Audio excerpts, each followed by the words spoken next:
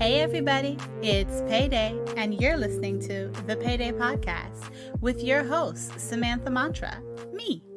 Today's podcast is all about the bills. What are your bills, and do they keep you up at night? This episode is about how we put the bills back in their place as a function of your life and not the nightmare of 5 p.m. on the 5th. So let's start out. Do you know your bills? Do you have them memorized, or are you in auto-pay denial? Before we dive right into the subject, let's get some clarity on what a bill is. I know, simple from the top, but I want to be clear, a bill is not debt. That means that I'm not talking about student loans, credit cards, or even car payments this episode, because everything I just listed has an interest rate attached to it. And you may find that you have more debt than bills, but this episode is talking about the bills, aka stuff that you pay every month or once a quarter or even once a year that doesn't have an interest rate. It's just literally the price of life. Don't worry, the conversation around debt will be coming soon. But because a bill is something that you pay because it's necessary to your life or you've contractually agreed to it, like rent, utilities, subscriptions, gym memberships, etc., I have a couple questions for you. 3 questions. So my first question is, do you know your bills? Are you the type of person who, yep, I know my cable bill is $128.75, my cell phone bill is $52.36, and my rent is $1,250 for the room that I'm renting? Are you that type of person who can just rattle off the numbers down to the cent? Or are you the person on the other end of the spectrum who's just like, all I know is that my bills are on auto pay, I don't owe anybody, and at the end of the month I have $200 left over. That's all I know. Both of those people have a slightly unhealthy relationship with money. One is really fascinated and maybe fanatical about knowing what the number is, and the other person is just going with the flow. And that's not always the healthiest approach when it comes to our finances. You should be in control. It's your money that's paying for these things. And when I ask you, do you know your bills? I'm not just talking about the number. I'm also talking about the dates. So depending on how you get paid, you might be hyper aware of when you get paid and when your bills hit your bank account. And this is more typical for folks who are employed in hourly paid work, but it absolutely spills over to folks who are getting paid on a weekly, bi-weekly, or semi-monthly basis. My question here is, do you keep it in your head, the amount that you pay for a bill and the day that you're getting charged? For example, do you say things to yourself like, I get charged for utilities on the 5th, on the 8th I pay for transit, and on the 15th I pay for rent, and then subscriptions come out on the 20th? And if you've memorized the payment dates like that, it's because you either currently have a very tight financial situation or you have in the past. And I want to say it out loud. Keeping the dates and the numbers in your head like that is actually really stressful in the long run because it's taking up, hardware space in your brain, for lack of a better word. On the flip side, if you are completely divorced from your bills, if you're just like, it's on auto pay and I don't look at it because then my blood pressure rises, that's also not the healthiest thing either, because you're keeping yourself ignorant, and keeping yourself ignorant means that you're disempowering yourself from making financial choices that will benefit you in the long run. To both of those types of folks, whether you have stuff memorized or you're trying your best not to look at it, I say take a deep breath. It's important to know that you actually do have options. Okay, question 2. What is the bill that stresses you out the most? This is not always the thing that is the most expensive. Is it the cell phone bill because it's a non-negotiable for you? You absolutely need a cell phone for the job and the plan that you're on is paying off the phone, but now you're going to have to be in for a tight couple months as you pay the phone off. Or maybe it's because you put it on a card, and we're going to have to talk about credit cards in a separate episode. But you're like, it's not a credit card. The bill is paid. It's auto-paid. And there's a level of hands are over the eyes. If I don't look at it, I don't see it. Therefore, it's not real. But identify what, if any, of your bills stress you out the most. And I know for a lot of people out there, that's probably going to be rent. Question 3. Have you ever negotiated your bills? This could be anything from a utility bill to a credit card bill. A typical example I use is moving the payment dates around. What can happen, and it's really common that it happens, is that all our bills hit within the same pay cycle. And that usually means there's a tight couple of days until the next pay cycle hits, regardless of how you're getting paid. And so when money is in the account again, we breathe easier. And if this is something that's happened to you multiple times, have you ever considered negotiating your payment dates? It's actually usually a really simple request. You call up the company and say, I would like to change my payment date from the 7th to the 17th. I'd like to be charged on the 12th instead of the 5th, getting you a little bit closer to your payday, however you get paid, whether you're weekly, bi-weekly, or semi-monthly. And then you're able to stretch your money a little bit more, even though you're paying the exact same amount, because you're not getting down past whatever the minimum in your checking account is that you're comfortable with. So getting some breathing room by moving our payment dates around, that's helpful. That's important. But if the number that we're paying remains the same, a lot of folks are still going to be stuck. So this is where it becomes important to discuss negotiating payment plans. Anyone can do this, but it requires patience and probably clearing an afternoon to speak to customer service representatives. And if you've never done this before, you're going to want to clear out probably like 4 hours of your time, because customer service has been an intense experience the last 11 months. But if you stick to it and you remain polite, you will almost always be able to negotiate this down. You can even negotiate utilities to a certain extent. For those of you who are in New York, Con Ed has been offering flat rate pricing for those affected financially by the pandemic. There are ways to negotiate that do not end with you just putting it on a credit card. If you cannot afford to pay something, negotiate with them. Unlike credit or debt, bills are not usually a part of your credit history. They're just based on whether or not you paid a minimum for the last however many months. But if you're struggling with bills, 1, change the payment date. 2, negotiate with them. See if you can get a lower price or a different version of the service. 3, switch providers. Why are you paying for something that makes you upset? Look for better options, and I recognize they may not always be better options, but definitely hop onto customer service and let them know politely. Remember that the customer service rep is not the person who's providing you with the subpar quality service that you're paying for, but you will stay on that line and move around until you find someone who will negotiate with you to break up whatever the bill was over the course of 3 months, for example. Remember, the key here is no interest rates. The very last thing I want to say about bills when it comes to the numbers is T&Cs, aka the terms and conditions. Now, I know this is a very dramatic example, but it's been heavy on my mind the last 2 weeks as I've watched Texas go through a weather crisis and then get hit with ridiculous utility bills. The utility companies in Texas basically did, in plain English, surcharge pricing. If you live in any big city, you have seen what Uber and Lyft surcharge pricing looks like. Now imagine that happening to your utility bill. It is important, no matter what it is, to actually read the documents that you sign. We have to slowly defeat the idea of, click, I agree to all terms and conditions. Read your agreements with the company. Ultimately, it's your hard-earned money that you're working for, and you should understand how your money gets applied to the things that are making your life possible and hopefully comfortable for you. But the bills aren't just about the money that you pay. The bills are also about the psychological stress of paying for things that you don't want to pay for. And that could be literally anything. An internet bill you fought with a company about too many times and just being frustrated with the service. It could be a cleaning fee that you pay to make your life easier, but you're really just moving money around, trying to figure out how to afford that particular service, and it's kind of canceling out the whole point that it was to make your life easier. It doesn't matter what it is. I just want you to be able to answer, what, if any, bill stresses you out? Take a couple of minutes and identify it. And I want to remind you again, when I'm talking about the bills, I'm not talking about debt. I'm talking about bills, aka it does not have an interest rate on it. It usually gets charged to you once a month, quarterly, like car insurance or home insurance, or maybe once a year for some of the bigger bills.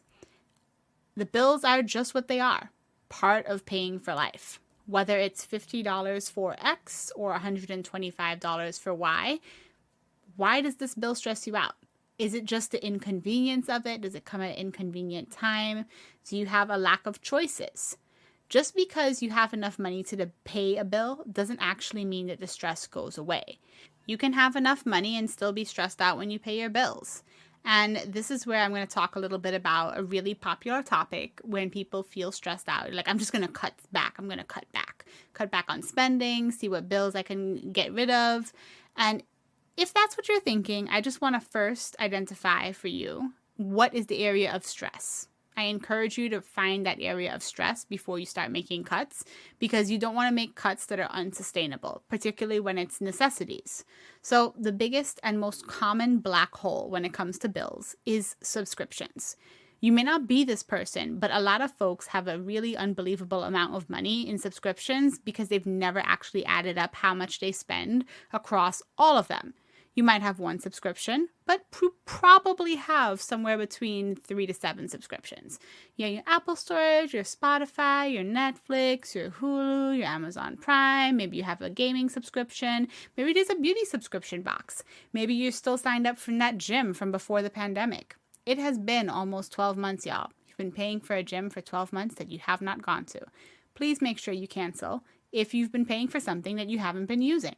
The first place to look at when you're thinking of cutting back is subscriptions. Have you ever added up all of your subscription costs, and do you use even half of them? You don't have to be in a tight financial situation to stop nickel and diming yourself. You could be quite comfortable. But ultimately, I value every dollar you make, and your dollars belong with you, not at outside companies. Now, there is a difference in the types of bills that hit monthly, quarterly, or yearly. And those are the quarterly and yearly bills are the types where you go, oh, sugar snaps. That's due this month, isn't it? And it's probably insurance. It's probably auto insurance, renter's insurance, home insurance. And the easiest way, in my opinion, to make sure you don't have a shucks moment is to simply fold quarterly or annual expenses into your monthly bills. So if you have a quarterly insurance bill that's $300, just as an example, made the number up, set aside $100 each month to pay that bill. Make it part of your monthly bill so that you never really lose track of how much your bills cost throughout the entire year. And if you've been with a company, especially an insurance company, for 1, 2, 3, or however many years, and you've been a faithful, loyal customer, call them up and say, hi, I've been a loyal customer. I see that your competitors have offered me X rates. What can you do for me? And that requires, I'll be honest, a certain level of confidence. But when you do that, you're ending up saving money in the long run. You say, hey, I've been satisfied with your service. I'm really interested in sticking with you for another year or 2 years, but your competitor is tempting me. Is there a way you can meet their offer? That puts money right back in your bank account, which as far as I'm concerned is where it belongs so that you can grow yourself financially. Negotiating your bills includes bills that are paid out quarterly or annually or biannually. Whether you're in a tight situation or a comfortable situation, your money belongs with you wherever possible so that you can grow, so you can make your life easier. Speaking of ways to make your life easier, if you're getting ready to start a podcast and you haven't heard of Anchor, it's the easiest way to get started. It's free. Anchor distributes your podcast for you across multiple platforms, including Spotify and Apple Podcasts. Their app allows you to edit straight from your phone or computer, and there's no minimum listenership to start earning revenue. It's everything you need to make a podcast in one place. Download the free Anchor app or go to anchor.fm to get started. All right, so I want to go back to talking a little bit more about the financial aspects of bills, because in an ideal world in which we do not live, bills are a functional line item. They're a checkbox. I paid rent, I paid my internet bill, I paid 3 subscriptions, and that's the extent of my bills. Maybe I have a little bit of debt and variable expenses, but those are my bills. Those are the things that happen every month, once a quarter, twice a year. An insurance bill that you've negotiated. And in that ideal scenario, someone who's calm about their bills, they are either A, making enough money, or B, not disturbed by the fact that they have bills every month. And like I talked about a little bit earlier in the podcast, if you've ever been in a situation where you're counting every dollar that you make, it's because you have scarcity mindset still following you around, especially when you're making enough money to comfortably afford your bills. And I'm talking about the stress of paying a bill that you know you can't afford.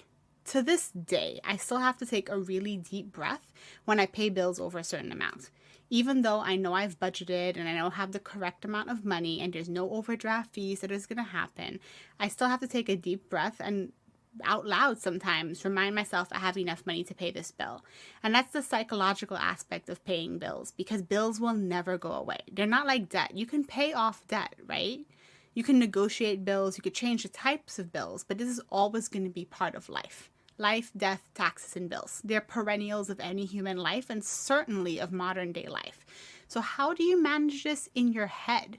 Do you set time aside to sit down and look at your personal finances? Be honest. Okay, I'm not here to make you feel bad. Most people don't, and it's okay if you don't. But is there a way for you to start to familiarize yourself with them in a way that doesn't piss you off?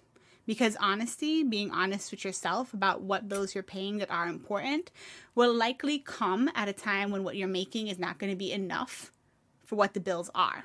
And that's a moment of shock that's pretty awful when you go, whoa, bills are now 50% of my income. How did that happen? That's what I want you to be able to avoid. The surprise that catches most Americans off guard when they realize that the bills have increased, but the money that they make hasn't kept up. And if you should ever find yourself in that situation where you're like, oh, I need to make more money. How do I do that? I want to be honest with you. It's not going to be an overnight process. There's no click your heels and you're magically a millionaire solution. And anyone who's telling you that that is the case is someone who is taking wildly inadvisable risks or someone who is straight up lying to you and to themselves.